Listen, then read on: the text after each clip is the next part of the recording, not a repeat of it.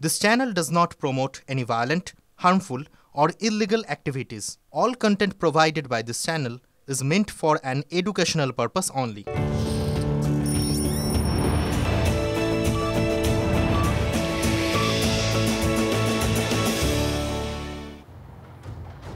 নমস্কার, দেখছেন TV9 বাংলা। আপনাদের সঙ্গে রয়েছে আমি সম্প্রীতি। শুরু করছি পাঁচ কথা।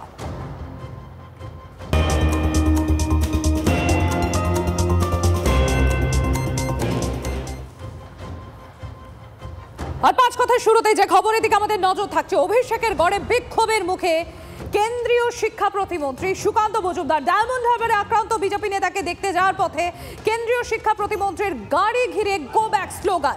কপালে গেরুয়া তিলক কেটে তৃণমূল কংগ্রেসের বিক্ষোভ। TV9 বাংলাকে বললেন সুকান্ত মজুমদার। অভিযোগ উড়িয়ে বিজেপির গোষ্ঠীদ্বন্দ্বের তত্ত্বই আবার খাড়া করছে তৃণমূল কংগ্রেস। বিজেপি নয়, গো ব্যাক স্লোগান তৃণমূলেরই সংস্কৃতি, পাল্টা দিলীপ ঘোষে। সেই ছবি আপনাদের সামনে আমরা তুলে ধরছি।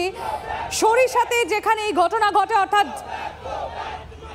ডায়মন্ড হারবারে অভিষেকের গড়, সেখানে কেন্দ্রীয় শিক্ষা প্রতিমন্ত্রী ডক্টর সুকান্ত মজুমদারের গাড়ি ঘিরে বিক্ষোভ, গো ব্যাক স্লোগান। সরিষার মোড়ে ঘটে এই ঘটনা।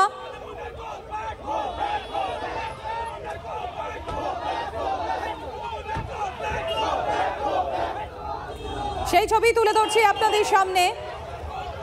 এবার এই ঘটনাকে কেন্দ্র করেই রাজনৈতিক তরজা তুঙ্গে। ফিরহাদ হাকিম তৃণমূল কংগ্রেসের তরফ থেকে তিনি বলছেন প্রচারের আলোয় থাকতে এই নাটক। পাল্টা দিলীপ ঘোষ বলছেন বিজেপি নয়, গো ব্যাক স্লোগান তৃণমূলেরই সংস্কৃতি। বক্তব্য দিলীপ ঘোষে। ডায়মন্ড হারবারের সরিষা মোড়ে বিক্ষোভের মুখে কেন্দ্রীয় প্রতিমন্ত্রী এবং গলায় গেরুয়া উত্তরীয় মুখে গো ব্যাক স্লোগান। দেখুন, গেরুয়া পড়লেই যে কেউ বিজেপি হয়ে যায় না, সেটা আমি বহুবার আমার ভাষণে বলেছি যে রাবণও মা সীতাকে হরণ করার জন্য গেরুয়াই পড়েছিল। মা সীতা ভুল করেছিল তাকে সাধু সন্ন্যাসী ভেবে। সেরকম গেরুয়া পড়লেও কেউ বিজেপি হয় না। এবং আমি অবাক হয়ে গেলাম অভিষেক বন্দ্যোপাধ্যায়ের নির্দেশে এত দুর্বল চিত্রনাট্য, যে নাটক সংগঠিত হওয়ার কিছুক্ষণের মধ্যেই তার পর্দাফাশ হয়ে গেল। কারণ যে ছেলেটি এসে সব মিডিয়ার সামনে বাইট দিয়েছে সে নাকি বিজেপি করে, সে তৃণমূল অফিসে তার ছবি জলজল করছে। এ দ্বারাই স্পষ্ট হয়ে গেল যে পুরোটাই হচ্ছে তৃণমূল কংগ্রেসের সাজানো। তৃণমূল কংগ্রেসের তরফ থেকে সাজিয়ে এটা তৈরি করার চেষ্টা হয়েছে। কমসে কম আমাদের দৌলতে এসে গেরুয়া তো পড়লো, জয় শ্রীরাম তো বললো, দিলীপ ঘোষ জিন্দাবাদও বললো। কমসে কম বিজেপির একজন নেতা সম্পর্কে জিন্দাবাদ বলেছে। এটাই বিজেপির সাফল্য। যারা জয় বাংলা বলে তাদেরকে দিয়ে জয় শ্রীরাম বলিয়ে দেয়। সার্বিকভাবে আজকে যে ঘটনা ঘটলো ডায়মন্ড হারবারের,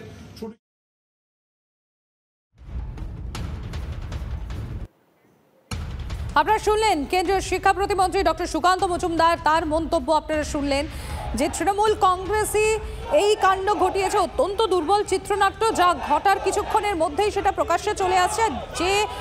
যে নিজেকে বিজেপি কর্মী বলে দাবি করে বিভিন্ন সংবাদ মাধ্যমের সামনে বক্তব্য রেখেছেন, তার ছবি জলজল করছে তৃণমূল কংগ্রেসের পার্টি অফিসে, এমনই দাবি ডক্টর সুকান্ত মজুমদারের। এদিকে তৃণমূল কংগ্রেসের তরফ থেকে তো আপনারা জানেন যে এই তথ্য উড়িয়ে দিয়ে বিজেপির গোষ্ঠীদ্বন্দ্বের তত্ত্ব তারা খাড়া করছে।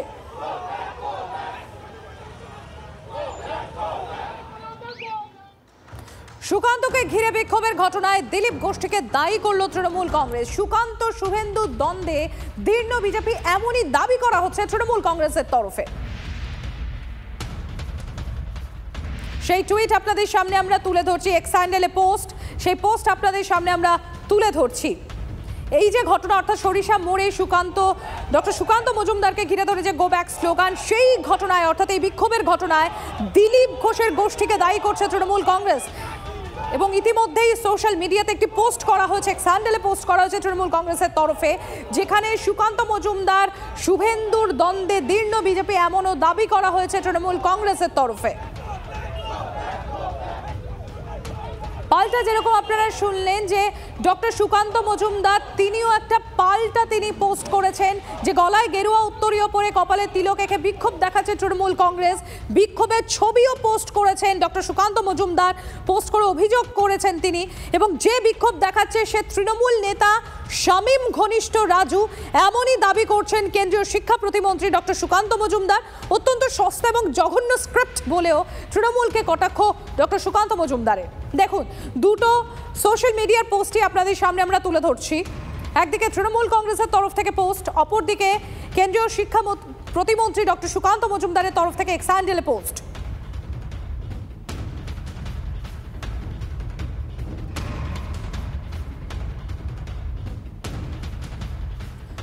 আর এই যে গোটা ঘটনা, সেই ঘটনায় এই যে ছবি আপনাদের সামনে আমরা তুলে ধরছি সরিষা মোড়ের ঘটনা, সেই ঘটনায় দিলীপ ঘোষ কি বলছেন, কারণ সেখানে দিলীপ ঘোষের নামে জয়ধ্বনি দেওয়া হয় এবং সুকান্ত মজুমদারকে গো ব্যাক স্লোগান শোনানো হয়। পাল্টা ফিরহাদ হাকিমের তরফ থেকে কি বলা হচ্ছে তৃণমূল কংগ্রেসের তরফে, শোনাই আপনাদের। আমাদের পার্টির লোক পার্টিতে কাউকে গো ব্যাক বলে না, এটা টিএমসি কালচার। নিজের নেতা মন্ত্রী এমএলএ ঢিল মারবে গাড়ি আটকাবে, গালাগালি দেবে, বিজেপির কালচার নয়। যেই করুক, বিজেপির লোক কেন আমাদের মন্ত্রীকে করবে? তিনি এক্স প্রেসিডেন্ট, দিলীপ ঘোষের নামে যা ইচ্ছা চালিয়ে দিলে হবে নাকি? ওতে আমাদের পার্টির লোকেরা প্রভাবিত হবে না। টিএমসির কাছে কোনো ইস্যু নাই, এসআইআর ঝাড় খেয়েছে, সিএও হচ্ছে, সব ইস্যু পূরণ হয়ে গেছে। কিছু পেটুয়া লোককে দিয়ে এইসব করানো, পেটুয়া মিডিয়াকে দিয়ে করানো হচ্ছে, ওতে কি যায় আসে? যেই করুক, ভারতীয় জনতা পার্টির লোক আমাদের কোনো নেতা মন্ত্রীর বিরুদ্ধে এটা করবে না। বহু জায়গায় উনাকে, শুভেন্দু অধিকারীকে, যেখানে যাচ্ছেন ওনারা নেতারা, তাদেরকে গো ব্যাক বলার চেষ্টা করা আছে। কারণ টিএমসি বুঝতে পারছে 1.5 কোটি ভোট যদি কেটে যায় তারপরে ওদের অবস্থা খারাপ হবে। এখন বিজেপিকে আটকাও যেন কেউ না বেরোয়, সুযোগ না নিতে পারে, তো তাদের একটা প্রবলেম আছে। এ তো আমাকে তো যেতে গেলে বলতো, ঢিল মারতো, গাড়ি ভাঙতো, গো ব্যাক বলতো, তারা কার অনুগামী ছিল তখন? এইসব ফালতু কথা বলে কিচ্ছু হবে না। কে সুকান্তটাকে? কে ওটাকে? হ্যাঁ, কি কাকে করছে, কোথায় করছে, নিজে নিজে করে আপনাদের টিভিতে পপুলার হওয়ার চেষ্টা করছে কি না, ওখানে নম্বর বাড়াবাচ্ছে, আমি কি করে জানবো বলুন? এগুলো তো করে। আগে বললাম না, কাগজে বাঘ সব। আপনারা টিভির কভারেজ শেষ করে দিন, বিজেপি বাংলা দিয়ে উঠে যাবে। এসআইআর আবহে ভোট রাজনীতির উত্তাপ বেশ টের পাওয়া যাচ্ছে। হুমকি হুঁশিয়ারির পর্বও শুরু হয়ে গিয়েছে। বিষ্ণুপুরের সাংসদ সৌমিত্র খাঁকে ঘেরাও করে রাখার নিদান বিষ্ণুপুরের যুব তৃণমূল কংগ্রেস সভাপতির। সাংসদকে অপদার্থ বলেও কটাক্ষ যুব তৃণমূল সভাপতি দেবনাথ বাউরির। আর একটা অপদার্থ এমপি আছে, 2024-এ তিনি জিতেছিলেন সাধারণ মানুষের ভোট নিয়ে, এলাকায় খোঁজ খবর রাখেনি, এলাকার উন্নয়ন করেনি। অপদার্থ এমপিকে যখন এদিকে পেরিয়ে যাবে আপনারা ঘেরাও করবেন। তৃণমূল যুব কংগ্রেসের কর্মীদেরকে আমি উদ্দেশ্য করে বলছি, এমপিকে ঘেরাও করুন, উত্তর দিতে হবে। উন্নয়ন কখন হবে? 100 দিনের কাজের টাকা কখন পাবো? আবাসের টাকা কখন পাবো? রেশনের খাদ্য কখন পাবো? উত্তর যদি না পান, আপনারা ঘেরা করে তাকে জবাব দেওয়া না পর্যন্ত ছাড়বেন না। তৃণমূল যুব সভাপতির অভিযোগ, বিষ্ণুপুরের মানুষ ভোট দিয়ে জেতালেও এলাকায় দেখাই যায় না সাংসদকে। তাই সাধারণ মানুষের কাছে সাংসদকে ঘেরাও করা ছাড়া আর কোনো উপায় নেই, যুক্তি যুব তৃণমূল সভাপতির। রাস্তার টাকা, জল মিশন প্রকল্পের টাকা কেন্দ্রীয় সরকার বন্ধ করে রেখেছে। গরিব মানুষ আজকে আমরা দেখছি প্রাকৃতিক দুর্যোগের সময় তারা এক প্রান্ত থেকে আরেক প্রান্তে ছুটে বেড়াচ্ছে। সাধারণ মানুষ, তাদের বাড়ি নেই, মাটির উপর ছাদ নেই, তারা কি করবে? তারা তো তাদেরকে ভোট দিয়ে জিতিয়েছে, ঘেরাও করবে না তো কি করবে? যদিও তৃণমূলের অভিযোগ উড়িয়ে দিচ্ছে জেলার বিজেপি নেতৃত্ব, পদ্ম শিবিরের আবার পাল্টা দাবি 26-এর ভোটে মানুষ তৃণমূলকে ঘেরাও করে রাখবে। আমাদের এমপিকে আপনারা দেখতে পাবেন প্রত্যেক সপ্তাহে বিষ্ণুপুর সাংগঠনিক জেলায় কোথাও না কোথাও ঘুরছে। দম থাকলে সামনে এসে দেখান না, আজকে দম আছে? আজকে তাদের তো এমএলএ, পঞ্চায়েত প্রধান, জেলা পরিষদ, পঞ্চায়েত সমিতির সভাপতি, সমস্ত স্তরে এই চোর ডাকাতের দল বসে আছে। এলাকার মানুষ জানে কারা কাটমানি খাচ্ছে। আর এবার নজর রাখবো পরের খবরের দিকে। অভিষেকের কড়া বার্তা, কিন্তু তারপরেও তৃণমূলে কুন্দল অব্যাহত। বীরভূমের কথা বলছি। বুথ সভাপতির পদ নিয়ে পাড়ুইয়ের সাত্তরে তৃণমূলে চূড়ান্ত অশান্তি। নতুন বুথ সভাপতি শেখ আকবরকে রীতিমতো মারধর করার অভিযোগ। মারধরের অভিযোগ সদ্য প্রাক্তন বুথ সভাপতি বাবার আলীর অনুগামীদের বিরুদ্ধে। পুলিশে অভিযোগ দায়ের, অভিযুক্তরা এখনো অধরা। আমি দাঁড়িয়েছি আর আমাকে মাহাইলাম এবং বাবরের নেতৃত্বে ওদের লোকজন ছুটে এসে আমাকে ধরে অ্যাটাক করে মারতে লাগে। হ্যাঁ, মেরে ধরে আমাকে মেরে দেওয়ার মতো পরিকল্পনা ছিল। আমি পড়ে থাকি, তারপর পুলিশের গাড়িতে উদ্ধার করে নিয়ে যায়। অঞ্চল কমিটির সঙ্গে দ্বন্দ্ব, তাই বাবর আলীকে দল থেকে বহিষ্কার করেছে।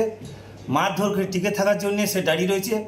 ফের এখন আমার ওপরে হামলা করে মারধর করলে। পুলিশ অ্যারেস্ট করেছে তাদেরকে? কাউকে অ্যারেস্ট করে নেয়। কিছুদিন আগে টোটোওয়ালা একটা সেক্রেটারিকে, সে যে সভাপতি, তাকে মারধর করলে। ইউনিয়নের ছেলেদের একটাকে পা ভেঙে দিলে। পুলিশ কোনো স্টেপ নিচ্ছে না। পুলিশ ওই ওদের কথাই শুনে কাজ করছে। এবং গতকাল আমাকে বড় 11 সময় বলছে নিজে নিজে লড়ে লাভগা। 30শে নভেম্বর খেজুরিতে সভা করতেছে আদালতে বিজেপি। শুভেন্দুর নেতৃত্বে সভা করতে চায় বিজেপি। পুলিশি অনুমতি না পাওয়া হাইকোর্টের দ্বারস্থ বিজেপি। মামলা দায়েরের অনুমতি বিচারপতি শুভ্রা ঘোষে। কাল বিজেপি করা মামলা শুনানির সম্ভাবনা।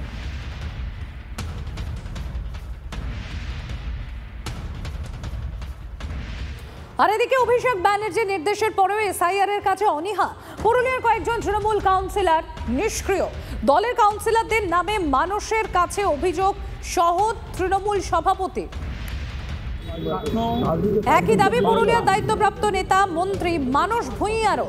অবাধ্য কাউন্সিলরদের বিরুদ্ধে ব্যবস্থার ইঙ্গিত মানস ভূঁইয়া। পুরুলিয়া শহরের কয়েকটি ওয়ার্ডে সত্যিকারেই কাজের অগ্রগতি খুবই কম। আমরা বারবার তাদেরকে বলিয়েছি, কিন্তু অনেক কিছু কাউন্সিলর আছেন যারা এই কাজটা সিরিয়াসলিভাবে নিচ্ছেন না। তাই দলীয়ভাবে নির্দেশ যেভাবে আমাকে দিয়েছে আজ থেকে আমি সেভাবে নির্দেশ দলকেও জানাবো। ওই মোটামুটি 6টা ওয়ার্ড, তার মধ্যে 3টে বিরোধী ওয়ার্ড আর 3টে আমাদের তৃণমূলের ওয়ার্ড আছে। আমরা কিছু আমাদের গ্যাপ ধরা পড়ে। কিছু জায়গায় ক্যাম্প অফিস হয়েছে, কিছু জায়গায় ক্যাম্প অফিস হয়নি। দলীয় নেতাকর্মীদের অভিষেকের ধমক। তড়িঘড়ি এসআইআর প্রক্রিয়ার কাজ খতিয়ে দেখতে পথে নামলেন মেয়র ফিরহাদ হাকিম। কলকাতার একাধিক নেতা ও কাউন্সিলরের ভূমিকায় ক্ষোভ প্রকাশ করেছিলেন অভিষেক। আর এবার বিধানসভা ধরে এসআইআর প্রক্রিয়া কি অবস্থায় রয়েছে তা ঘুরে ঘুরে দেখার জন্য পথে নামলেন কলকাতার মেয়র তথা রাজ্যের মন্ত্রী ফিরহাদ হাকিম। এন্টালি বিধানসভার অন্তর্গত 58 নম্বর ওয়ার্ড ও বেলেঘাটা বিধানসভার অন্তর্গত 30 নম্বর ওয়ার্ডে যান মেয়র। এনুমারেশন ফর্ম জমা নেওয়া, এলাকায় তৃণমূল কর্মীরা সঠিকভাবে কাজ করছেন কিনা এই বিষয়গুলো খতিয়ে দেখেন মেয়র ফিরহাদ হাকিম। এখানে আমরা যতদূর গেলাম তাতে আমাদের কোনো সমস্যা নেই, ঠিক মতনই সব চলছে। এবং আমাদের এন্ট্রিগুলো 2-1টা ওয়ার্ড ছাড়া এন্ট্রিগুলো ভালোই হচ্ছে বেলেঘাটায়। এর আগে এন্টালিতে তো আমি দেখে এলাম যে সব ঠিকই আছে। এখানে আমি ওয়ার রুমে বসে প্রত্যেকটা কম্পিউটার চেক করলাম, খুবই ঠিক আছে সব। আমরা আমাদের যে দলের যারা কর্মীরা রয়েছেন এরা তো ভলেন্টিয়ার, এরা দিনরাত কাজ করে যাতে এসআইআর সব জায়গায় করে যেভাবে বিজেপি ভোট হরণ করেছে সেটা যাতে বাংলায় না করতে পারে, যাতে ইলেকশন কমিশন নিরপেক্ষভাবে কাজ করা দরকার কিন্তু করছেন না, সেই জন্য আমাদের লক্ষ্য বিশেষ করে রাখতে হচ্ছে। এসআইআর নিয়ে মন্ত্রী উদয়ন গুহ তোপের মুখে নির্বাচন কমিশন। মন্ত্রীর দাবি এসআইআর এ হেনস্থায় পিটিয়ে কাঁঠাল পাকাবার চেষ্টা করছে কমিশন। আতঙ্কে মৃত্যু হচ্ছে সাধারণ মানুষের। রাজগঞ্জে এসআইআর সংক্রান্ত কাজ খতিয়ে দেখতে গিয়ে মন্তব্য উদয়নের, পাল্টা তোপ বিজেপি। নির্বাচন কমিশন পিটিয়ে কাঁঠাল পাকাতে যাচ্ছে। যে কাঁঠাল তার পাকবার একটা সময় আছে, সব ফলেরই পাকার একটা সময় থাকে। তার জন্য যদি অপেক্ষা না করে আমি তাকে পিটিয়ে কিলিয়ে পাকাতে চাই তাহলে কিছু সমস্যা হবে। সেই সমস্যাই নির্বাচন কমিশন করে ফেলেছেন। কারো কথায় বা কোনো দলের নির্দেশে এই কাজটা করতে গিয়ে 2 বছরের কাজ যদি 2 মাসে করতে চান তাহলে কি যে সমস্যাগুলো হওয়ার কথা সেই সমস্যাগুলো হচ্ছে। এবং এই যে এত লোকের প্রাণ গেল বা এখনো তো শেষ হয়নি, আরও কি হবে আমরা জানি না, এই প্রাণ যাওয়াটার ক্ষেত্রেও কিন্তু নির্বাচন কমিশন দায় এড়াতে পারে না। ওনার মাথা তো এমনি একটু ডিস্টার্ব আছে, যেহেতু তৃণমূলের পায়ের তলার থেকে মাটি সরে যাচ্ছে, তো ওরকম স্ক্রু ঢিলা মাথার ওই লোকের কথার উত্তর দেওয়ার মতো আমি মনে করি না। আর ওনার যে বক্তব্য হয়েছে নির্বাচন কমিশন নিঃস্বাধীন, কারো কথায় চলে না, বরঞ্চ পশ্চিমবাংলায় দিদির রাজত্বে তৃণমূলের বিএলওরা বুথে বুথে হুমকির থেকে শুরু করে ভোটারদের নাম কাটতে হবে, কোথায় কি করতে হবে তার জন্য তৃণমূলের লোকরা তৃণমূলের বিএলওদের এজেন্ট লাগিয়ে দিয়েছে। তার বিরুদ্ধে আমাদের অবশ্যই প্রতিবাদ হবে। আর এবার নজর রাখবো আমরা আবহাওয়ার খবরের দিকে। পরপর দুদিন জোড়া ঘূর্ণিঝড়ের জন্ম, বুধবার সেনিয়র আর বৃহস্পতিবার দিতওয়া। বঙ্গোপসাগরে দিতওয়া ঘূর্ণিঝড়ের চোখ রাঙানি, শুরুতে তামিলনাড়ু আন্ধ্রের দিকে এগোবে। এই দুই ঘূর্ণিঝড় নিয়ে আরও আমরা ডিটেলসে জানবো। কমলেশ রয়েছেন আমার সঙ্গে।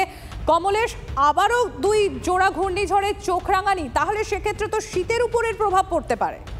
হ্যাঁ, শীতের ওপর এই মুহূর্তে প্রথমত যে ঠান্ডাটা দক্ষিণবঙ্গে রয়েছে তার উপর একটা প্রভাব পড়তে চলেছে। আগামী 2 থেকে 3 দিনের মধ্যে 2 থেকে 3 ডিগ্রি তাপমাত্রা বাড়তে চলেছে এবং সেই তাপমাত্রা তারপরে খুব একটা পরিবর্তন হবে না। তার কারণ এই যে ঘূর্ণিঝড় দিতওয়া, এটা শ্রীলঙ্কা হয়ে বা তামিলনাড়ু অন্ধ্রের দিকে এগিয়ে আসবে, ফলে দক্ষিণবঙ্গেও তার একটা পরোক্ষ প্রভাব, প্রত্যক্ষ প্রভাব পড়ার কোনো আশঙ্কা নেই, কিন্তু পরোক্ষ প্রভাবে মেঘ ঢুকবে, ফলে উত্তরে হাওয়া যতটা জোরে বইছে ততটা জোরে বইতে পারবে না, ফলে তার রাতের তাপমাত্রা খানিকটা বাড়বে, ঠান্ডার আমেজ কমে আসবে। এটা খুব ইন্টারেস্টিং যে মানে পরপর দুদিন একটা মালাকা প্রণালীতে ঘূর্ণিঝড় সেনিয়া, সেটা অবশ্য আজকে একটু দুর্বল হয়েছে। তার পরপরই আর একটা ঘূর্ণিঝড় বঙ্গোপসাগরে, মানে কয়েকশো কিলোমিটারের মধ্যে আর একটা ঘূর্ণিঝড় সৃষ্টি হয়ে গেল। ধন্যবাদ কমলেশ।